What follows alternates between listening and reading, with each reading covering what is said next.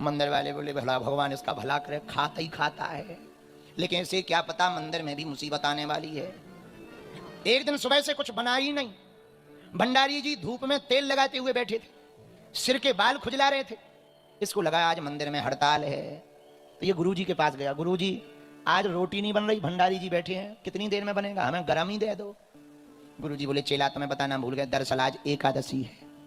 बोले एकादशी है तो? बोले एकादशी है तो ना बनेगा ना मिलेगा। तो रामदास बोला हमें भी? बोले तुम्हें क्या, किसी को भी नहीं? अरे बोले गुरुजी आपके इतने चेला हैं, उन्हें एकादशी करवा दो, एक तो छोड़ दो।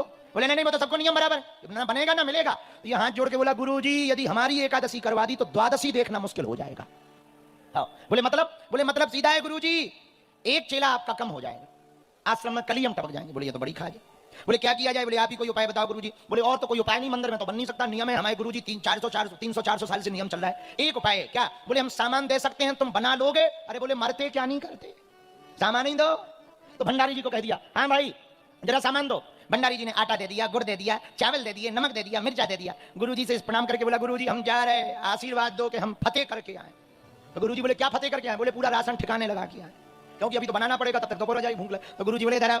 जी गुरुजी सुनो, वैसे तो एकादशी को खाना नहीं चाहिए, पर तुम नहीं मान रहे हो तो खा रहे हो। सुनो, भगवान को बुलाकर भोग लगाकर खाना। अब ये तो सीधा साधा आदमी, बड़ा सरल आदमी, कुछ जानता था ही नहीं, इसे पढ़ाई लिखाई थी नहीं, कोई जानता था नहीं, सीधा साधा आदमी, भोला भाला। इसने कहा जो आज्ञा गुरुजी। तो इसने कहा कि हाँ बहुत बढ़िया बात है, आज एकादशी है तो मंदिर में भगवान को कुछ मिलेगा ही नहीं, कम से कम हमारे यहाँ मिल तो जाएगा।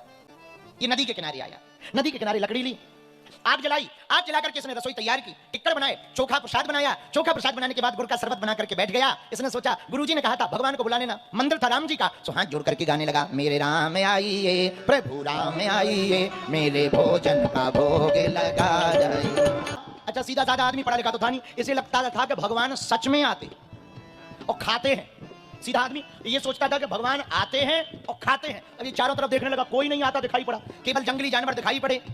तो ये और टेंशन में मन ही मन कहने लगा प्रभु एक तो एकादशी है, दूसरा पहली बार जिंदगी में हमने बनाया है, तीसरा दोपहर पहले ही हो गई, भूख बहुत लगी, और चौथा तुम आ नहीं रहे। अच्छा क्यों नहीं आ रहे? गुरुजी ने तो कहा था भगवान को बुला। एक कमी होगी, क्या कमी होगी? हमारे पास वो घंटिया आचमनी नहीं है, हो सकता भगवान माहौल देख के न आ रहे हैं।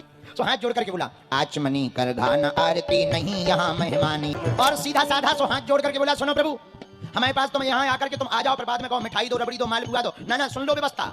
सूखी रोटी पाओ प्रेम से, सूखी रोटी पाओ प्रेम से, पियो नदी का पानी, मेरे राम आइए प्रभु राम आइए, मेरे भोजन